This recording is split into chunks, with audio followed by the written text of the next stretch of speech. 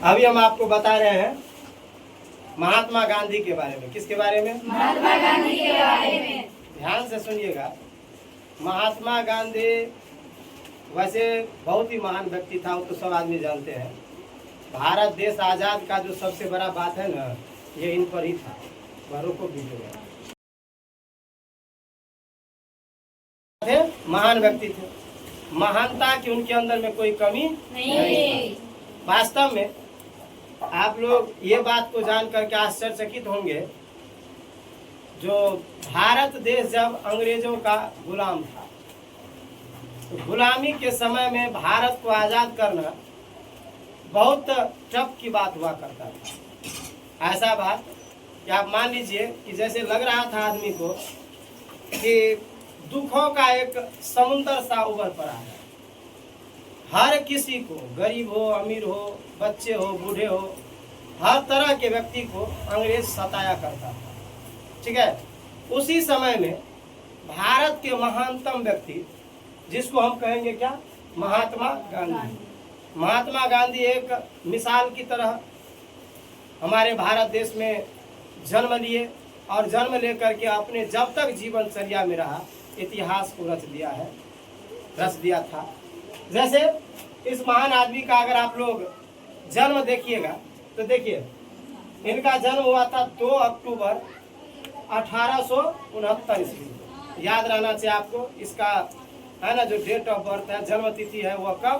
2 अक्टूबर 1869 ईस्वी। इनके पत्नी का नाम था कस्तूरबा गांधी। महात्मा गांधी जी के पत्नी कौन थी? कस्तूरबा गांधी। है ना, सुंदर गृहिणी थी, समझदार थी। जब राजकुमार शुक्ल चंपारण लाए हुए थे महात्मा गांधी को, तो महात्मा गांधी ने चंपारण में 3 गो गांव पर, है ना, गांव को चुना और वहां पर अपना स्कूल खोला। और उस स्कूल में शिक्षकों को देखना या चाहे उसका मैनेजमेंट करना, हर तरह के काम को गांधी जी ने कस्तूरबा गांधी को ही दिया था। किसको दिया था? कस्तूरबा गांधी को ही। तो कस्तूरबा गांधी एक सुंदर गृहिणी थी और समझदार महिला थी। ठीक है। इसके बाद आप देखिए, उनके पिता, महात्मा गांधी जी के पिता का नाम था मोहनदास करमचंद गांधी। क्या नाम थे? महात्मा गांधी जी के जो पिता थे उसका नाम था मोहनदास करमचंद गांधी। और महात्मा गांधी के जो माता श्री थी उसका नाम था, देखिए क्या लिखा है, पुतलीबाई। महात्मा गांधी के माता जी का नाम पुतलीबाई। याद रहेंगे सबको। महात्मा गांधी का जन्म हुआ था 2 अक्टूबर 1869 को। महात्मा गांधी के पत्नी का नाम कस्तूरबा गांधी। महात्मा गांधी के पिता का नाम मोहनदास करमचंद गांधी। और इसके बाद माता का नाम पुतलीबाई। और इसके बाद देखिए, महात्मा गांधी जी को 3 गो संतान था, माने पुत्र था। 4 गो। कितना? 4 गो। महात्मा गांधी को 4 पुत्र थे और एक मुंह बोला बेटा था, जिसको आप 5वां पुत्र भी कह सकते हैं। मानता था उसके, है ना, उसको अपने पुत्र की तरह। वैसे महात्मा गांधी कितने पुत्र थे? 4। देखिए, प्रथम का नाम था हरिलाल। याद रखिएगा आज से आप लोग। महात्मा गांधी के प्रथम पुत्र थे, उनका नाम था हरिलाल। दूसरा का नाम था मणिलाल, हरिलाल मणिलाल। तीसरा का नाम था रामदास। क्या नाम था? रामदास। और चौथा का नाम था देवदास। क्या नाम था? देवदास। एक महात्मा गांधी का मुंह बोला बेटा भी था, जिसको वो अपने बेटे की तरह मानते थे, अपना बेटा ही समझते थे उसको, है ना। उसका नाम था जमुना लाल बजाज। क्या नाम था? जमुना लाल बजाज। महात्मा गांधी के 5वां पुत्र, जो मुंह बोला पुत्र थे, उसका नाम था जमुना लाल बजाज। देख लीजिए, याद रखिएगा, जमुना लाल बजाज। वैसे एग्जाम में ज्यादा आता है, जो एग्जाम कंपटीशन का होता है उसमें ये आता है कि बताओ महात्मा गांधी के 5वां पुत्र का नाम क्या था, तो जमुना लाल बजाज। इसके बाद याद रखिए, महात्मा गांधी जी का विवाह, महात्मा गांधी जी का विवाह जो कस्तूरबा गांधी जी के साथ में हुए थे, है ना, वह विवाह हुआ था कब? 1882 ईस्वी में। कब हुआ था? 1882। महात्मा गांधी जी का विवाह 1882 ईस्वी में कस्तूरबा गांधी जी के साथ में हुए। और 1 साल के तुरंत बाद महात्मा गांधी, है ना, विदेश चल गए। कहाँ चल गए? विदेश, है ना। महात्मा गांधी विदेश में कहाँ गए थे? लंदन। कहाँ गए थे? लंदन। महात्मा गांधी लंदन गए थे 1883 ईस्वी में। कब गए थे? 1883। याद रखिएगा, महात्मा गांधी का विवाह 1882। महात्मा गांधी लंदन गए 1883 में। और गांधी जी पहला आंदोलन जो शुरू किया, याद रखिएगा, कितना आदमी को ऐसा बात याद रहता है कि महात्मा गांधी का पहला आंदोलन चंपारण आंदोलन नहीं। महात्मा गांधी का पहला आंदोलन चंपारण आंदोलन नहीं है, बल्कि महात्मा गांधी ने सबसे पहला आंदोलन अपना विदेश में किया था। कहाँ किया था? विदेश में।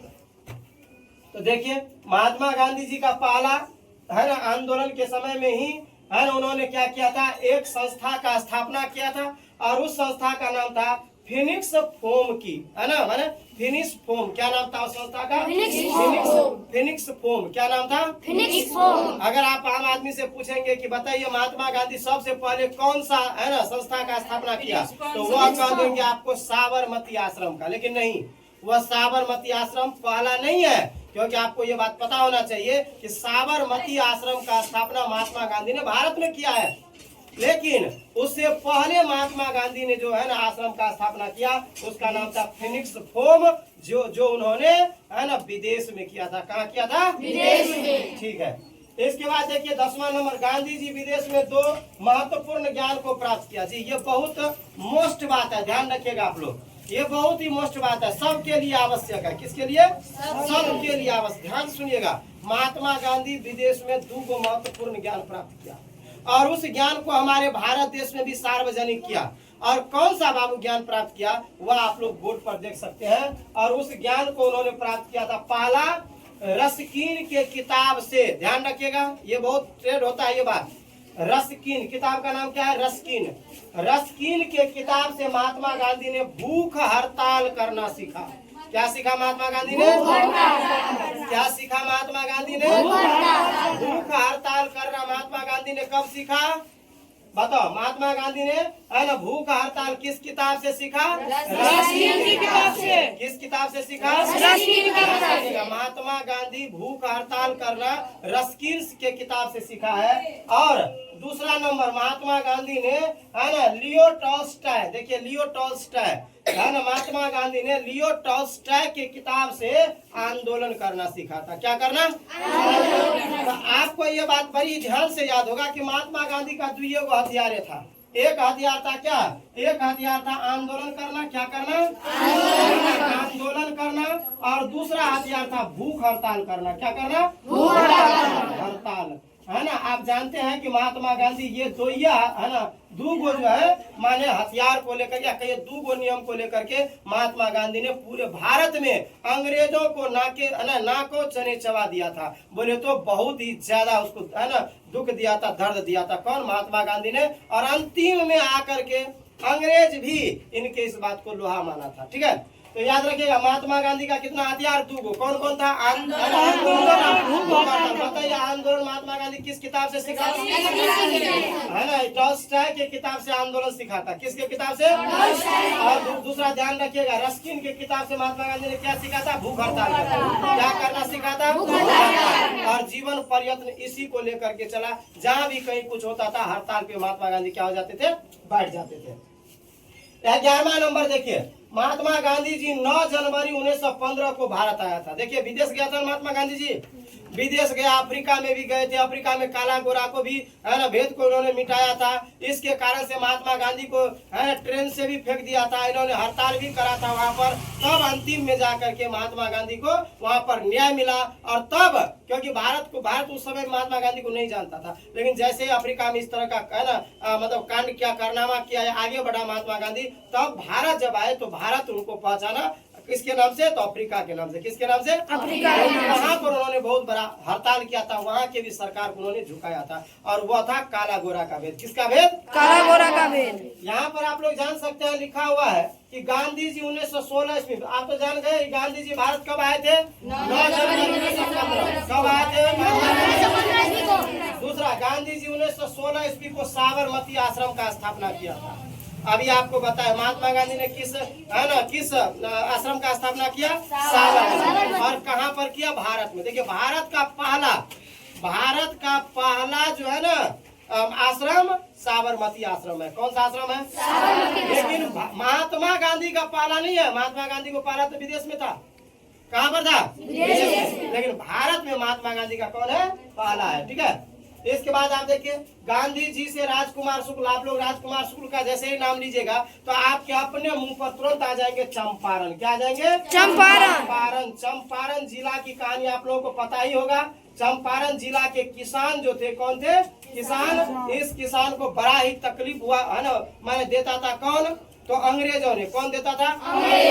अंग्रेज क्या करते थे तो चंपारण के व्यक्ति को कहता था नील की खेती करने के लिए। किसका खेती? नील की खेती करने के लिए। और नील की खेती करने में सबसे बड़ा ज्यादा दिक्कत होता है। क्यों? क्योंकि जिस जमीन पर एक बार नील की खेती हो जाता था ना, उस जमीन पर दूसरा पौधा उगाना संभव नहीं था। और इसी के कारण से या दूसरा खेती करना सकता, क्योंकि वो बंजर हो जाते थे, वो पृथ्वी, वह जमीन, वह धरती। इसी कारण से नहीं चाहते थे चंपारण के किसान जो हम नील की खेती करें। अंग्रेज जो है उसको जबरदस्ती करवाता था।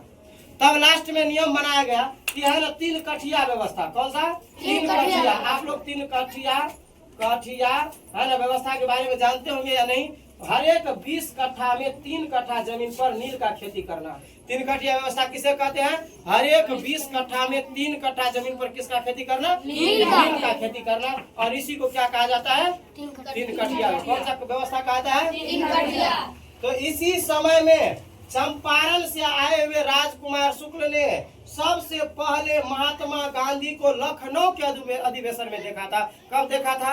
महात्मा गांधी को राजकुमार शुक्ल ने कहां पर देखा था? लखनऊ अधिवेशन, है ना। लखनऊ अधिवेशन में देख करके उन्हें याद आया या उन्हें पता चला कि महात्मा गांधी है जो अफ्रीका में इस तरह का है ना बात की है। महात्मा गांधी के पास गए और कहा कि सर आप तो अफ्रीका में बहुत बड़ा काम किए हैं, मेरे ख्याल से आप आइए और हमारे चंपारण को भी एक नजर आप देखिए, क्योंकि यहाँ का जो किसान है बहुत ही कष्ट में है। सर आइए और मेरे किसान भाई को भी आप अंग्रेजों के इस क्रूर शासन से मुक्ति दिलाइए।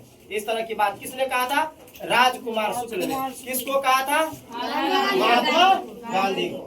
ठीक है। कब कहा था? 1916 ईस्वी में। इसके बाद देखिए गांधी जी चंपारण सत्याग्रह, जब राजकुमार शुक्ल के कहा राजकुमार शुक्ल जी ने, और जब आया महात्मा गांधी तो वह 1 साल के बाद, क्योंकि आप देखिए 1917 ईस्वी लिखा है। क्या लिखा हुआ है? 1917 ईस्वी। महात्मा गांधी किस में आए थे? है ना, देखिए आपको यहाँ पर हम लिखे हुए हैं महात्मा गांधी 9 जनवरी 1915 को आए थे। कहाँ कब आए थे? 9 जनवरी। जब है ना दक्षिण अफ्रीका से महात्मा गांधी भारत आ रहे थे, उनका राजनीतिक गुरु था गोपाल कृष्ण गोखले। कौन थे? गोपाल कृष्ण गोखले जी ने उनको कहा कि भाई अगर तुम जा रहे हो ना तो तुम इतना बात को ध्यान रखना कि तुरंत भारत में अपना कारनामा शुरू नहीं करने के लिए आंदोलन सब थोड़ा इस पे परखना जांचना, 1 साल के बाद ही करना। तो राजकुमार शुक्ल को कहा था कि हम 1 साल के बाद फिर आएंगे आपके, है ना, आपके जन्मभूमि पर, मतलब चंपारण में। और इसी के साथ महात्मा गांधी ने कब पहुंचा था चंपारण? 1917 में। कब पहुंचा था बाबू? 1917 में। महात्मा गांधी 1917 में चंपारण आंदोलन जो किया वह तो मशहूर आंदोलन था ही, उसमें तो कोई शक की बात नहीं है। बहुत ही मशहूर आंदोलन ये बना, है ना, जो आप लोग उसमें बहुत चीज पढ़िएगा। उस आंदोलन में है ना गांव का भी स्थापना करना, मतलब स्कूल का, वहां से गुजरात से लोगों को लाना, यहाँ पे पढ़वाना। महात्मा गांधी के साथ में हमेशा राजेंद्र प्रसाद जी सब रहा करते थे। राजकुमार शुक्ल के कहने पर पटना तक भी आए थे, मुजफ्फरपुर भी आए थे। तो बहुत बात उसके अंतर्गत है। जब इसके चंपारण है ना के बारे में जो बात हम लोग करेंगे ना चंपारण, तो उस वीडियो में आपको बताएंगे जो किस तरह से चंपारण में आकर के महात्मा गांधी ने कौन कौन से ऐसे काम किया जिससे अंग्रेजों को है ना भारतीयों के सामने और महात्मा गांधी के सामने क्या करना पड़ा? झुकना पड़ा। जब चंपारण की ये आंदोलन समाप्त हुई तुरंत महात्मा गांधी पहुंच गए कहाँ? गुजरात। कहाँ पहुंच गए बाबू? गुजरात। और महात्मा गांधी ने गुजरात में एक आंदोलन किए 1918 में। कब किए? 1918। और उस आंदोलन का नाम था खेरा आंदोलन। कौन सा आंदोलन? खेरा। है ना, इसका खेरा आंदोलन इसलिए नाम रखा गया क्योंकि खेरा है गुजरात में। कहाँ है बाबू? खेरा कहाँ है? गुजरात में। और ये गुजरात का एक जिला है जिसका नाम खेरा है। क्या नाम है? खेरा। इसीलिए उस जिला में मैंने खेरा नाम के जिला में जाकर के महात्मा गांधी ने है ना यह आंदोलन करा था। इसी कारण से इस आंदोलन का नाम रह गया क्या? खेरा आंदोलन। क्या नाम रह गया? खेरा आंदोलन। और ये कब हुआ था? 1918 में। कब हुआ था? 1918 में। है ना, समझ गए बात।